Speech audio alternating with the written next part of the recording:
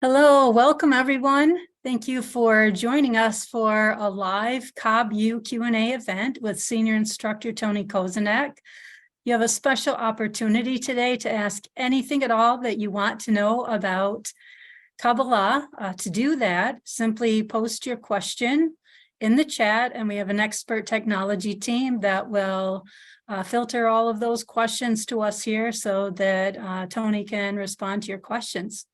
Also, if you could limit the chat to the focus of Kabbalah and your questions, that would be helpful. Not a lot of sidebar comments. And also, we like to hear where you're viewing from today. So if you would like, please share your location, your country, your city and state, whatever you choose. Again, Tony, it's great to be with you today. I always look forward to these events. Special opportunity for all the viewers. Oh, that's kind of you. Thank you, Mary. I look forward to it too. Otherwise, I don't have anything to do. I want to also thank Elena and Joseph and Vesna and the Lindas, who are our tech staff and are working behind the scenes to make sure that I get your questions and you get the answers and this broadcast doesn't blow up.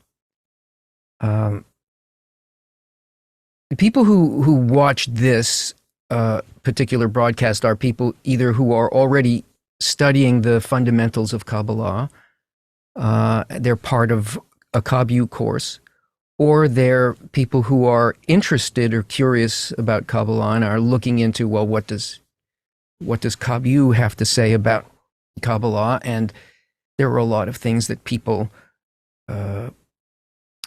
understand and don't understand, mostly don't understand about Kabbalah. So I'd like to give you a fundamental explanation that you probably haven't heard. And that is that even though Kabbalah is a kind of meta science, a way of understanding life and nature in its broadest scope, the mechanisms of it, what it's doing, and more importantly, why it's doing it, and how a person can enter this, meaning that you can change your perception of reality and how much you are integrated into the way that things actually are instead of living in concealment. The way that all of this vast knowledge, experience, and grasp gets tucked into human experience is through something that is very, very close to the human heart. And so I want to welcome you home. And I want very much that you would be able to feel the simplicity of this thing. The basic spirituality, direction, path, and everything in this world is a simple phrase that you will hear in every path and in every religion and in every subset of it, and that is, love your friend as yourself. This phrase is a formula, actually. It's like a formula of emotional and spiritual physics that tucks in all of these forces, all of these levels of awareness and of life, and puts them into a place where it can be grasped in the right place within us that actually can come in touch with all of those things. Love your friend as yourself. Every word in that and the connection between every word in that phrase holds in it the key to understanding what life is about and how to live it on all of its levels. So you hear it everywhere because it is the law. It is basically the law of nature. But nowhere do you learn how to do this. it sounds like something that you should be able to do, and it certainly is something that you feel you would like to do, rather than to feel what you feel instead of it. What Kabbalah does is it teaches a person what the resistances are to that, why those resistances are important, what happens when you work with those resistances on that very issue of the love of friends or the love of others to an equal degree that we love ourselves. In that sort of ethical sounding, sort of moral sounding phrase are all of the mechanisms of higher consciousness.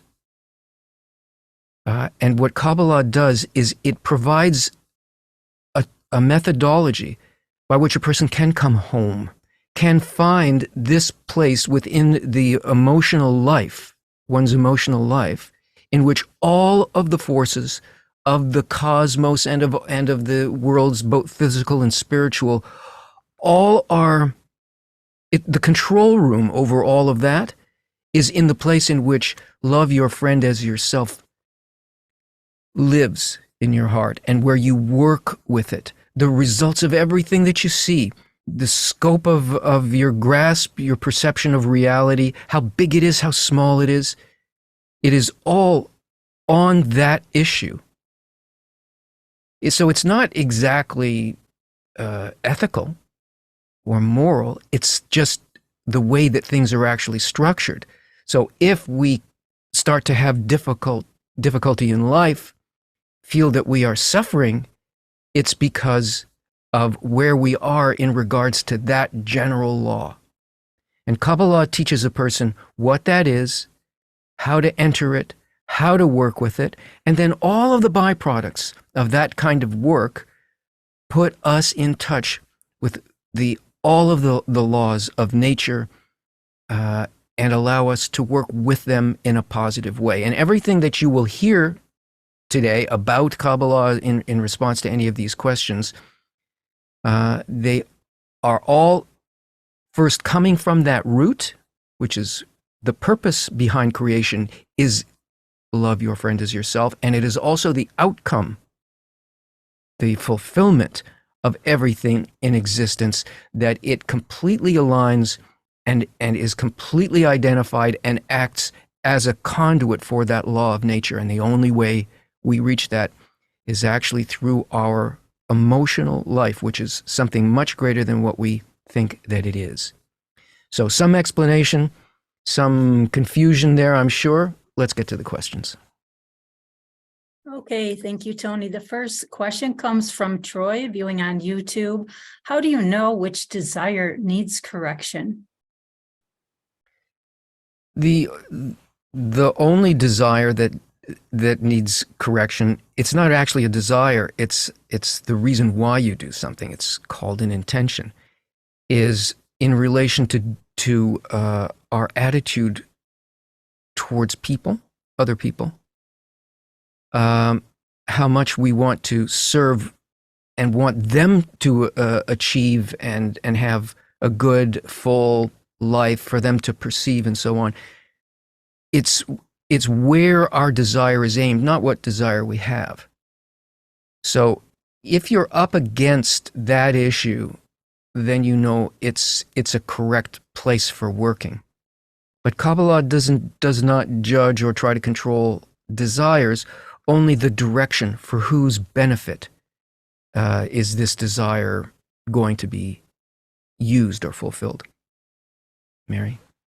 Next question comes from Bradley Rickman with a little bit of an explanation prior to the question. I understand that Kabbalah is not a religion.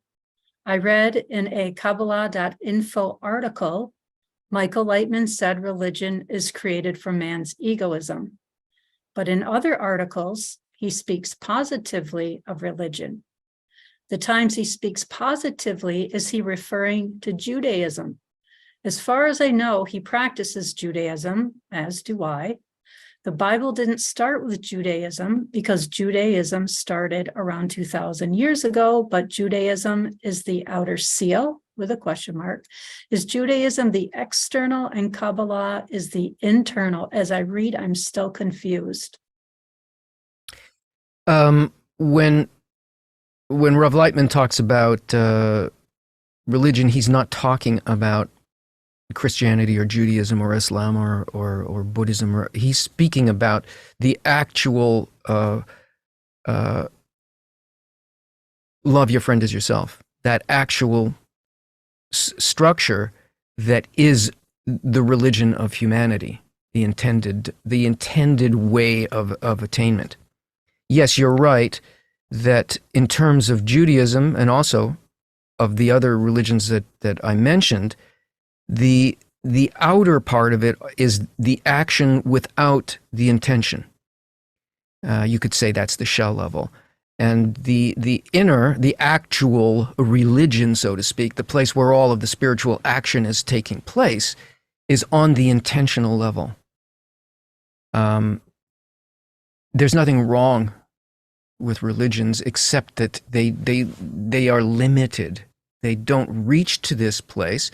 And once a person reaches to this place, the external aspects of it, in which a person prays or does or acts in order for their own safety, their own well-being, and their sort of psychological calming and so on, that stops, and a person is no longer really that. Even though the externality may look that way, the heart of the person is really aimed at a relationship with the Creator, with the law of nature itself.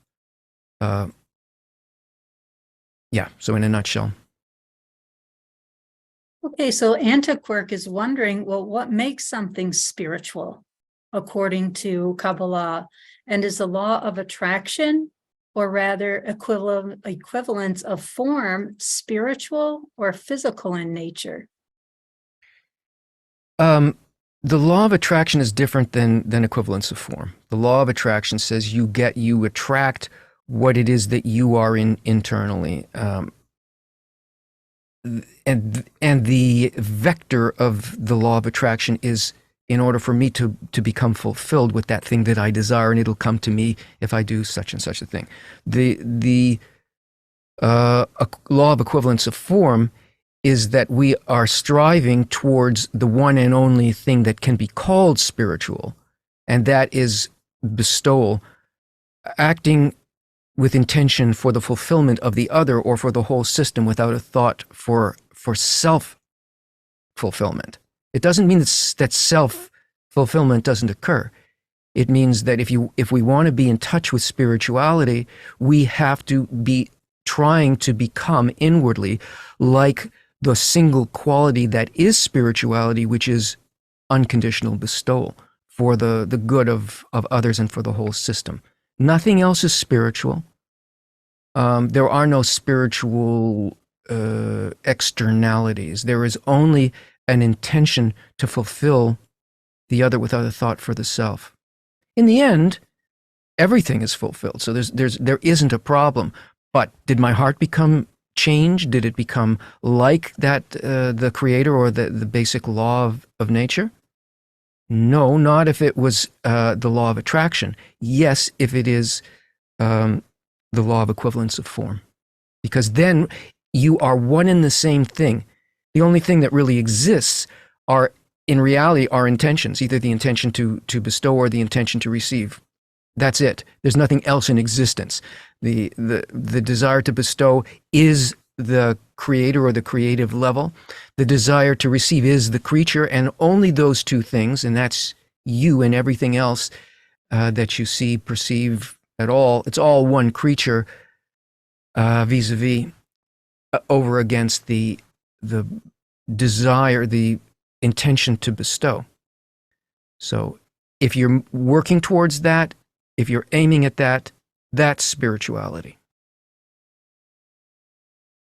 Hey, Tony, going back to love your friend as yourself, there's two viewers basically have the same question phrased a little differently. Ann Stevens is asking, how does one work with this if one does not always seem to love oneself? And Zoraka Kostanovska is asking, but I don't love myself. I don't know what loving myself is, not indulgence for sure, right? Then how can I love someone else when I have no clue what loving myself means? Love the other instead of loving yourself. Love the other first. You know, we don't have a problem with not loving ourselves. We may not like what we see, and that's a good thing, because that enhances the need to change. But our problem is not that we don't love ourselves. Our problem is that we love ourselves to the exclusion of others, and we hate that because our root, the point in our heart, is part of the Creator, and it recognizes that all we are doing is thinking about ourselves, and that we find ugly. We truly, to the depth of our being, we find that ugly about ourselves. But in general, we try not to do anything. What normally happens is that we try to cover it with other things, like with therapies where look over there, or people take drugs, or they try to forget about it and try for it not to affect them too much, and then you hit a wall or a terrible situation. All of this is happening because we love ourselves completely and are almost not at all connected to the well-being of people around us. We can think about this, and this is what I was saying in the opening. We think about these things, we can philosophize about it, but you need a methodology in order to do it. The methodology involves first learning certain principles, and then learning how to work with those, and how to work with it specifically in our relationship with other people, in which the entire cosmos is tucked into that action. You don't have to love yourself to love other people. Besides self, you can't love yourself. Love only happens as a healing connective force over hatred and distance and separation. It is that action, that direction, that intention, and that effort to make a connection regardless of complete disconnection in the heart. And that action that is happening there, that effort that is happening between the sort of hatred or the separation between you and another person, is the force of the Creator. There's there's a lot to perceive about this, because you would imagine it would be a big thing, seeing as all forces in reality are tucked into this process. But you're right that you don't love yourself in the first place because you love yourself too much. And all of that, if you're working on it, it's a very good question that you have, and it will eventually open up. You'll begin to see it from the side, and you'll get direction from that.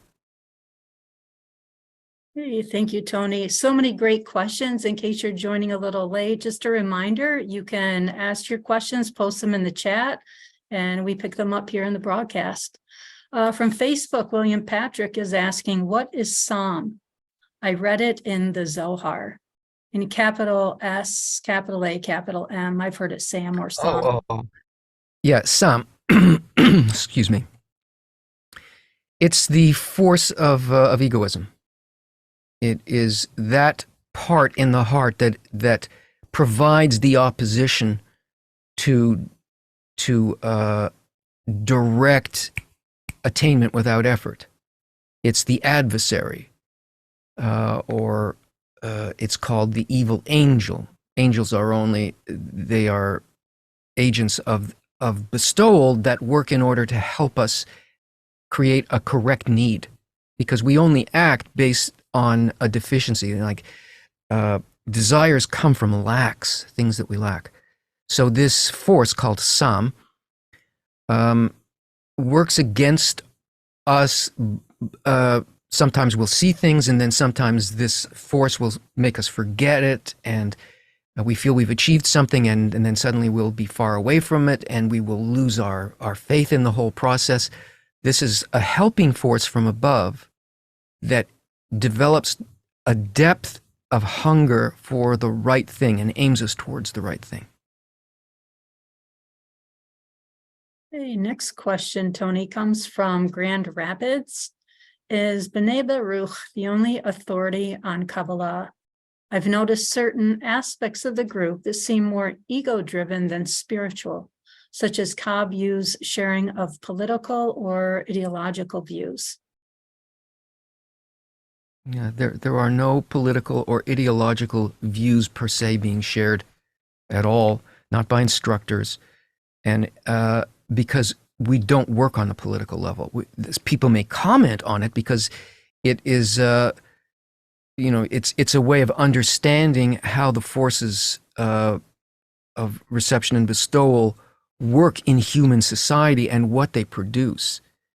But there's no advocacy for any ideology other than Kabbalah, or certainly any political position. It's a misunderstanding. I think you're mishearing what you're hearing because you may not yet have a strong enough dose of the reason why it's being spoken about, but that will become more apparent to you. Okay, next, Diana Friend is asking, the male and female are inside each one to differing degrees. So how do veteran husband and wife work together?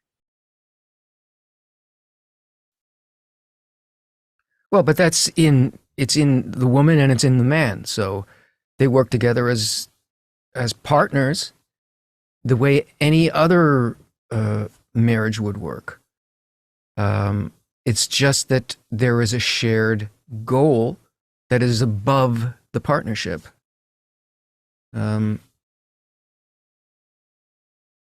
Male is the force of bestowal within the human heart. Female, it's just terminology, is the force of reception within the human heart. And everybody has to come to a correct balance between these things within them.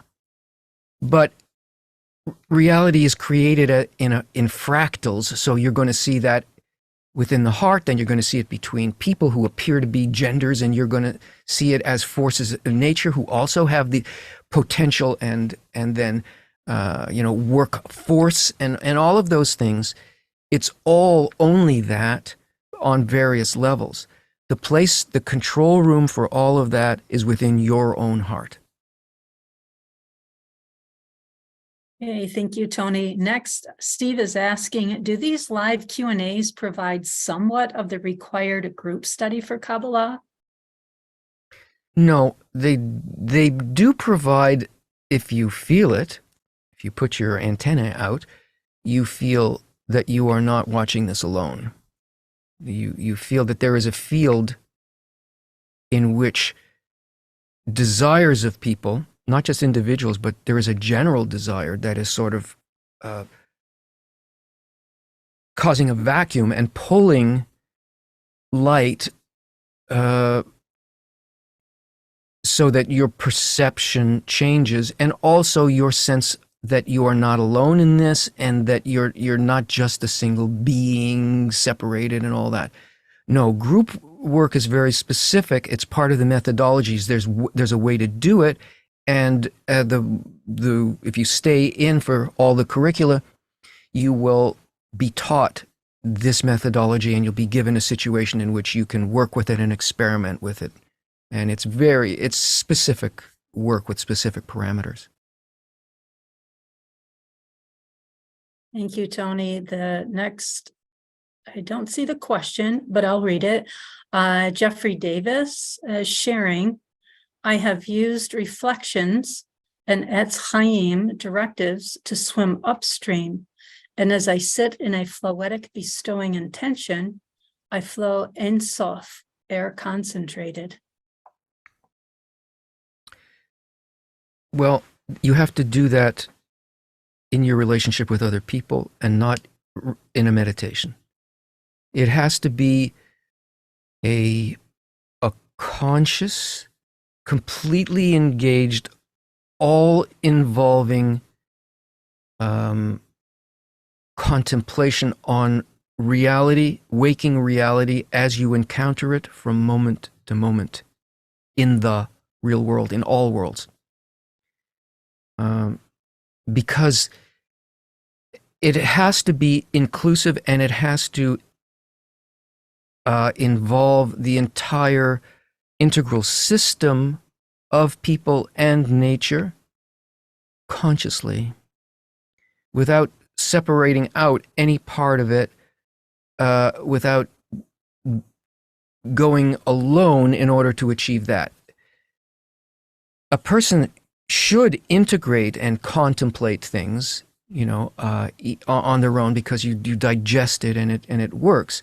But the methodology is not about individual ascension through any type of meditative process.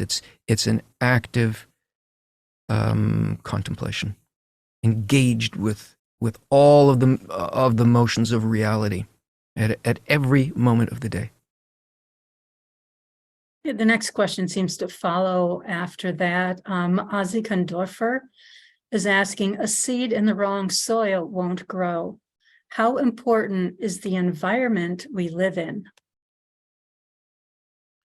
Well, yeah, that you're touching on one of the key aspects to turning the seed within you on and having it grow in the right way to become the right thing. Like, the seed that you're given can only be whatever that, the original data in the seed is. But, whether it will be beautiful, full, and give and create other seeds and so on, depends very much on the soil and the general environment. The world in general is a bad place for spiritual growth, because it's based completely on the opposite quality as to what you need in order for that seed to flourish. So a person needs to find an environment that's only about the flourishing of the seed. It doesn't mean you take yourself completely out of the world in general. No, not at all. You have to be integrated into both places. But in order for the right effects to be happening on your basic point in the heart, your basic seed, you have to choose a place in which the only thing that place is about, that environment is about the development, your development and the development of everybody else in that place. Because the forces of nature are at work on us in a completely unconscious way. Everything we think, feel, and desire don't come from us. Most of what we experience and we think of as our own feelings and desires and ideas, we receive those.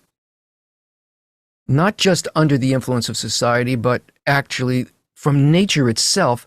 Every one of these things is not truly ours. What is ours is how we respond to it. So this autonomic system that happens around us, the fact that everything comes from the creator or from the upper force, including all the things that I call self, all of that except for one little piece of it, certainly at the beginning of the path, is without free will. So the best thing to do is to arrange those aspects that are not free will to be under the direction of correct forces, which is other people seeking the same goal and under guidance. That will allow that one existent point of freedom of choice to develop correctly and be able to take in all of those forces, including the autonomic ones, eventually. If you're out in the world because what it's dealing with and wants to do for you and reinforces is take care of yourself, get wealthy, get what you need, all of this in a kind of competition, and worse, to the exclusion of the fulfillment of others, you can't avoid it. It will build you. Your spiritual body will never become spiritual. It will always just be that. Even though it might think that it's something else, it won't become that. You have to be planted in the right garden, and that is ideals of the people, the desires of people, all working towards your fulfillment and you working towards their fulfillment. That will grow a healthy, stalk, a beautiful flower, and many seeds that are going to help everybody else. Hey, Tony, Glenn Adversario has a couple of questions regarding cause and effect and free will. The first one is, it is said that this world where we're living is a world of outcomes, not causes. Can we control cause by reading the Zohar? And it looks like later he posted, now, how are these things related to Lishma and free will? If the goal is to control, no, you can never get to the root level by wanting to control things. They are already under control and in the best possible way, because everything that happens only happens in order to advance you. You know, it's like there's personal providence over you and over everything in the creature, everything in creation is under careful guidance in order to evolve it to fulfill the purpose of creation. Rising to the root level is to discover, to work towards, and be able to work in the same way as the roots work. The more we become like that, the more we rise to that level. At that point, we don't need to change anything, because we're in the position of doing what Providence does. We are taking care of everything and everybody. We're doing the same thing that the upper was doing in the first place. Yeah, I'll leave it at that. Okay, and one other related question, Chrissy is asking, does Kabbalah discuss the future or fate of the world in a prophetic sense? No. Well, it's easy to see what the future will be if it remains being driven by the will to receive. That's very easy, because it's a robot, and you know what will happen, and things just generally get worse, and so on. All of the prophetic stuff already exists. Things can only happen certain ways. So what will happen that bad is already written in the books of Kabbalah, including the Bible. But it's written that way in order for us to understand that we have to change our heart and what we have to change. Then the outcome is not determined except to say that it is completely good. There's no point in prophesying the future. The only point for us in our development is to have a desired next state, a desired better state on the issue of connection, love, integration, and so on.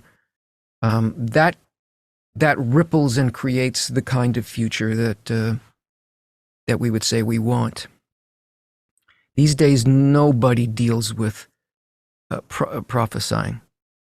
You either, you feel what's going on, and, you can maybe see. Everybody gets this as you start working in Kabbalah, because you understand what's actually moving people, why people do what they're doing, and you can see several steps ahead what the probable outcome of certain kinds of behavior is going to be. But there's no big grandiose, big strokes. This is an opening by the light to a generation, you, capable of fulfilling and correcting these things within us, which we as a whole creature couldn't do before this. We are now capable of it, and the world around us is showing us what's working and what's not working, and is turning our heart by way of need to ask for the right help. So we know that the future is going to be a transition, a beautiful and good transition. The question will be, the outcome will be great. The question will be, what's our experience going to be like going through it? Will we learn to become more and more like what the light is, which is bestowal? It's the opposite of egoism. And will we make that transition in a pleasant way? Or will we drag our feet and have to be forced into this? Because nature is going to evolve us according to the purpose of creation, which is to bring us to complete fulfillment, which means to be like the upper force. So we're going there for sure. How we go there is maybe mostly what prophecy speaks about. Will the next passage, that you go through be a hard one or an easy one? And it's up to you as to whether it will be or it won't be. Hey, Tony, next up, we have several questions on Love Thy Friend as Thyself. First, I want to read locations where viewers shared. If you haven't already, please continue to drop those in the chats. We have friends viewing from Utah, Quebec, Italy, Mexico, Romania, Hamilton, Ontario, Rotterdam, New York City, Minnesota, Boston, Beersheba, Israel, Nairobi, Iowa, Durban, South Africa, Cote d'Ivoire, New Mexico, Nova Scotia, Arkansas, Portugal, Washington State, Jupiter, Florida, Cape Town, South Africa, Ohio, London, England, and Malaysia. So at least a few different continents. Thank you very much for posting those so we could share them. Okay, so the next question on Love Thy Friend as Thyself comes from Elena Estarivka Guadagnini. I have the same question as many viewers, but regarding my kid's father, who acts very badly towards me and partially towards our kids as well. He and I are not together anymore. How can I love him? I don't know. It's not about that to begin with. If you learn the methodology and you learn to do this with people who are trying to do this as well, you will learn it. And then you'll look at what's going on in your life in the world in general, in a different way. You won't forget how to protect yourself. You won't lose your discernment about, what's good and bad for your kids. But you will see what's happening to you for the reason that it's happening. I mean, I hopefully some of the time, most of the time. And appreciate how nature has evolved you and how this present circumstance that you're in is a perfect circumstance for not only for your development, but for everybody involved. It doesn't mean you have to see it turn out great for that person right now. But in the long run, everybody is being developed, and you will be able to see that and even feel it. And once you become skilled at doing that with people who are supporting you and helping you do it, you will be able to apply that perception to those circumstances, and maybe even eventually be able to love over the disconnection and hatred that you might feel right now, or the fear and worry that concern that you have. But if you try to apply this stuff directly to your external situation, you're going to fail miserably without any recourse, without being able to actually repair the place in which you failed. So if you're learning the method, then keep it first within the sort of educational structure of Kabbalah, and you'll eventually get out of it a great strength to love despite circumstance. Hey, thank you, Tony. You also answered questions by Liza, and I don't know if it's Patrick from Malaysia. If you have a follow-up question, please feel free to send it in. I'm quite sure Tony covered both of your questions. So the next question comes from Leah Martin, viewing on Facebook. How can one actively work to reverse the existence of negative energy accumulated by one's tikkun? Well, you're using tikkun, correction, in a way that is I don't recognize, because correction means to your own personal change of heart towards others and towards the whole system. You don't actually accumulate negative energy. The accumulation is something that happens. It's like a maze where we start out walking and we think it looks like an open field. And then life says, okay, this is where nature says, this is where this person is. And now they need to feel resistance like that so that they will want this. And then nature sort of taps you that way.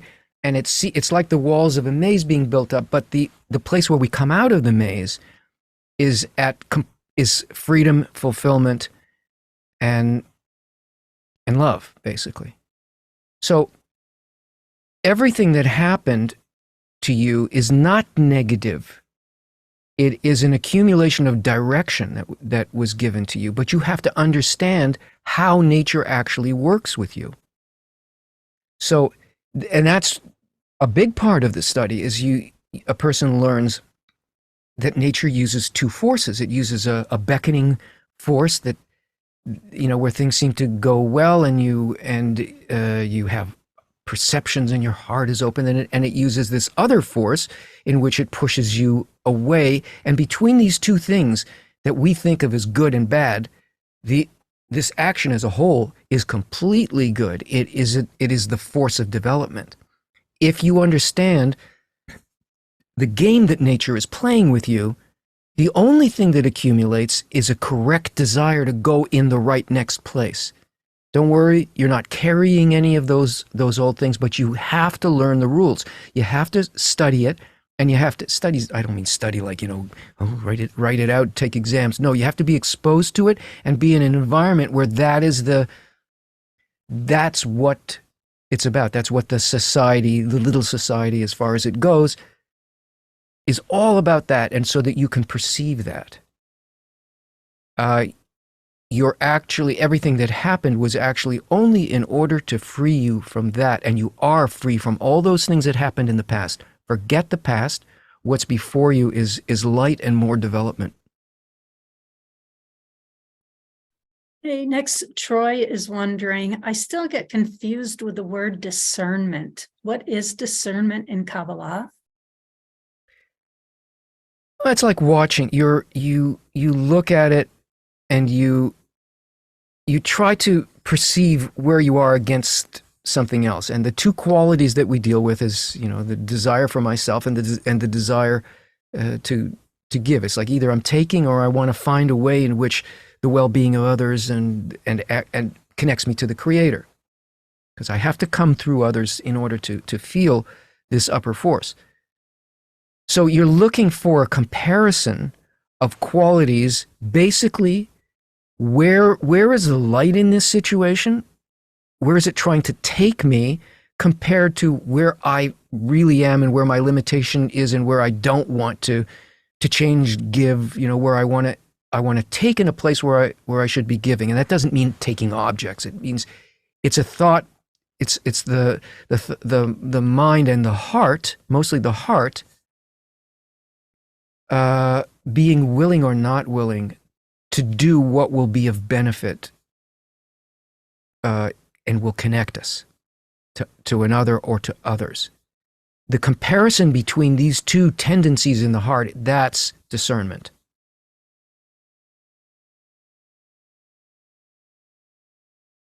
Next, Tony Kwong Ho is wondering, can you talk about your personal experience with Kabbalah? Like what changed in your life or what improved? Do you have any experience outside your five senses? Kabbalah teacher doesn't answer that question about personal,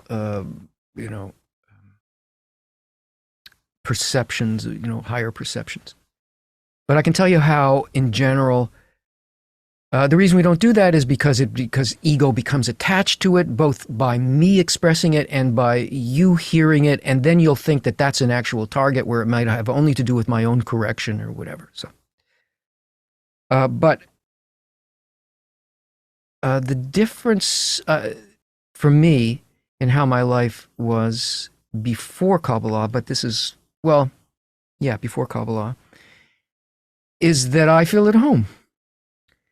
everything that I have felt, from the most mundane, concealed aspects of life to the most exalted, otherworldly experiences, so to speak, awakenings and all that, they have a place. They're not something else. They are simply human life. What it is to be a creature and to evolve as a creature. I have patience for other people most of the time. And I see how things work in the world. I feel at home in the world. There's a feeling of patience. Things are very beautiful because you can see one sees the beauty of how things are interrelated. They're not just, it's not just like seeing why they occur, but you feel the intention behind why things are occurring. You can feel the love of nature, of the upper force moving through all these things. It's a beautiful dance. This, for some people, I think it, on some level, to some strata, even if it's a thin veneer, at the beginning of this work, even from the principles themselves, just learning the principles, one begins to see and feel this. You don't feel lost. You have a sense of really of where you are, even though you might not be able to describe exactly what that is. You don't need the description. It's a feeling of coming home and of being in some degree that nature itself is a family. You're in it, you belong in it, and you are a part of it that is absolutely necessary for the fulfillment of nature itself. And it's like having a good relationship, basically. Next, Jeffrey Davis has an interesting question. All of my life's patterns equate to 26. Can you explain the gematria significance? I don't understand the first part of the question. Are you? I wonder if that's a repetition of what you think that Kabbalah is saying about the number 26, or that's something that it's a philosophy of yours that 26. It is the numerical value of Yud Kei Vav Kei, which is the primary. It's the primary name of God. It's the basis of the fractal of reality. Everything works in this way. All desires and non-physical intentions, and also everything physical, and all laws, as far as I understand it, in the physical realm, also work through these four phases of direct light. So it is the basis of every phenomena, whether it's emotional or mental or physical. And it's why it's called the name of God.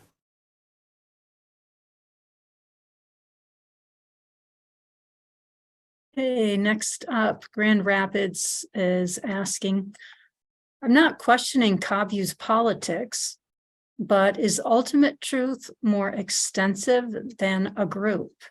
Teachers' answers sometimes feel like the ego. Are KabU teachers free from ego, or should we question their authority? In other words, excessive confidence raises red flags for me when engaging with someone.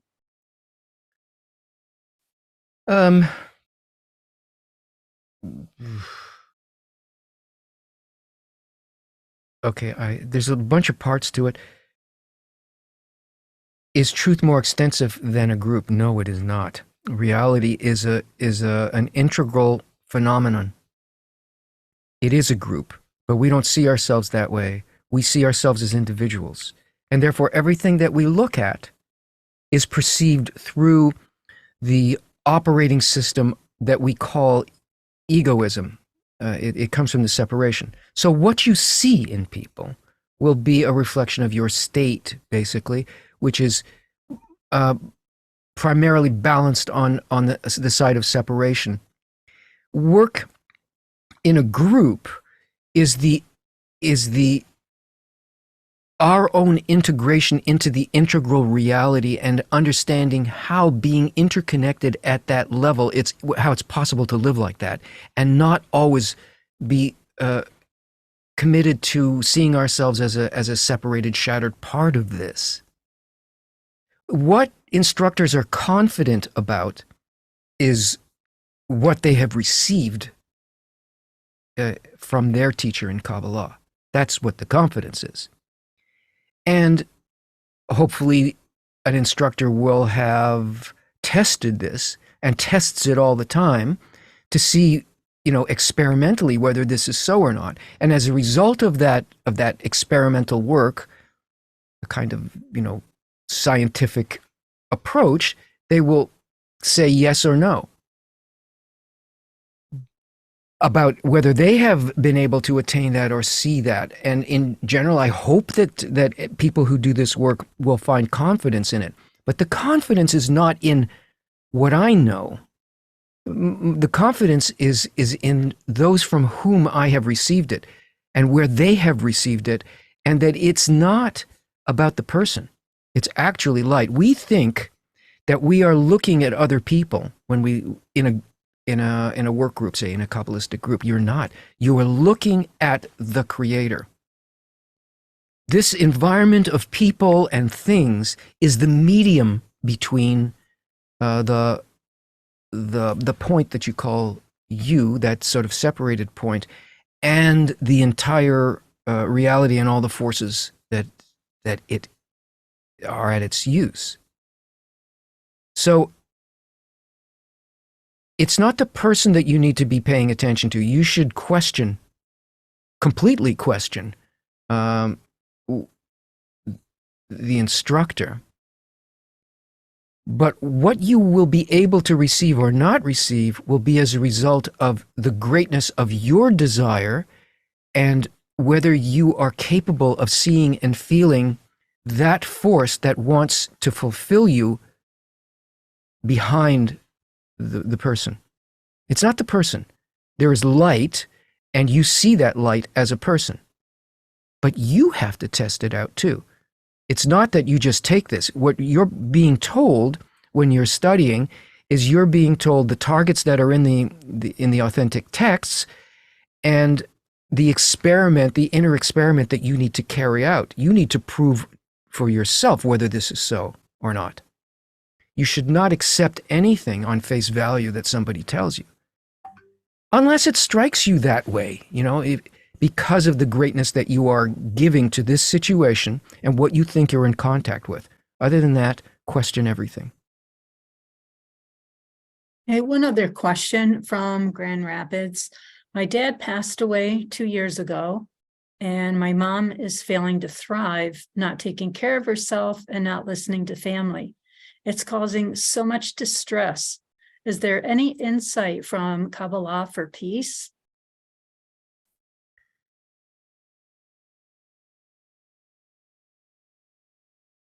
Well, there's nothing unnatural about what's going on.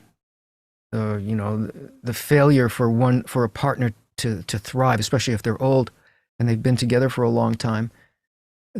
What a person's world consists of is, you may think that your mother and father are like living in this big world, and they're in their house in this big world inside of their family and all, but their world is being reduced by nature, or had been reduced by nature, to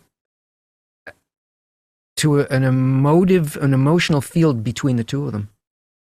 And when the other pole is removed, it's very common for there to be a failure to thrive or to want to live. There's no place for the desire. There's no place for the field of connection. It's natural. So the peace, your peace with it can only be to understand that this is nature's hand, and good things don't always look good, but that doesn't make them unnatural.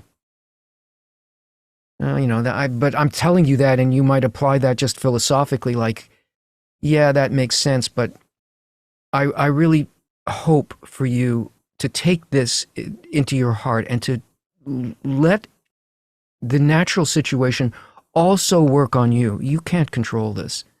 So let your heart also be part of this process. Let, what the upper force wants to do here and is doing naturally with them, let it also do it with you. Mary? Okay, before the next question, just a few more locations I want to share. Macedonia, Bulgaria, San Diego, California, Ethiopia, Barcelona, Belfort, South Dakota, Mumbai, and India. Okay, next question comes from Akar Ukar Makar. When will Kabbalah be restored to earth? It already has been. It sort of emerged as being clearly necessary around 1995, when the world as we know it ended, when the force of development, being the ego, stopped being useful or functional and started being completely destructive. And it's from 1995 on, the human heart, the whole creature, is looking for how to live in a completely interconnected, integral style, meaning that you have to love your friend as yourself, because your friend is yourself. That this need is being born across everything in nature, and we have to learn how to live in this integral state in a positive and sustainable way. So as of 1995 and up until today, people naturally are looking for what Kabbalah naturally is.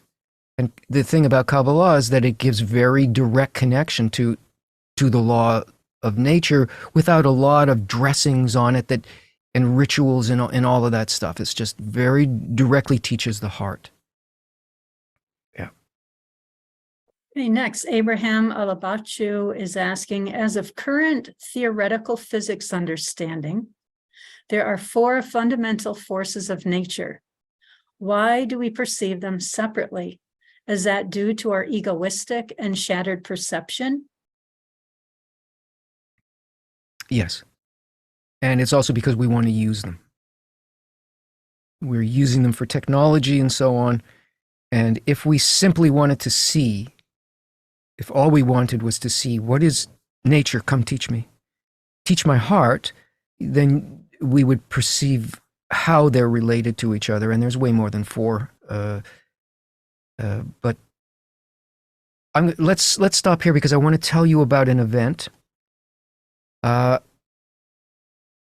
There is an opportunity to see not only the teaching, but the practical aspect of what we've been talking about here in an event, in a 3-day event, a sort of an intensive event that deals with not just principles and so on, but it deals with how the practical aspect of realizing these principles. It's a 3-day event, which we call a retreat. It's both physical and virtual. It's happening for the first time in Europe, in Holland, and you can attend it by going there, or you can attend it by joining it on Zoom. And there's a complete program there over 3 days in which we will be working together with other people in the correct mode, like in a structure that mimics how nature works with us. And over a period of 3 days, you will get more out of this because than you would over a year or maybe even 2 years of study, because all of the principles will be at play in the work that you're doing. It'll be entertaining, it'll be challenging, it'll be fun. For those who will be there physically, it's a beautiful setting. And it's kind of like a summer camp, but it's a little higher quality than a summer camp. There's houses there. There's beautiful grounds and beautiful buildings, and all that we will be doing there will be to live the processes of nature between us as people. Now, you can get all the information about this by going to retreat.kabbalahconnect.com. Connect.com. They're posting the links in the chats. That'll tell you all about it. And we had an early bird event, and it was already finished, in which you can get discounts. But because we want everybody who's interested, who's watching this event, to be able to also have access to it. Until midnight tonight, we still have codes where you can get a discount. You can get a $100 discount off the live attendance and a $50 discount from the virtual. And so check that out at retreat.kabuconnect.com and take a big step in feeling and understanding where you are and learning how to love your friend as yourself, and how that opens up your perception of reality and a new world, really. Mary? Okay, sure. There's a few other announcements. If you want to expand your knowledge and experience in Kabbalah, you can join KabU. If you're not already a KabU member, then we invite you to join. You can see the links in the chat. You'll have access to the biggest online Kabbalah community, the ability to ask instructors questions, both in these live events and on a student forum. And you get access to a KabU exclusive weekly webinar. Also, you have access to Kabbalah Revealed course, the next one that's coming up starting on May 14th, and that is with Tony. Also, you can donate. You can, your donations are very much appreciated. We're all volunteers here. It helps to produce all of these broadcasts, create all of the courses, and maintain all of our services. So you can do that as well.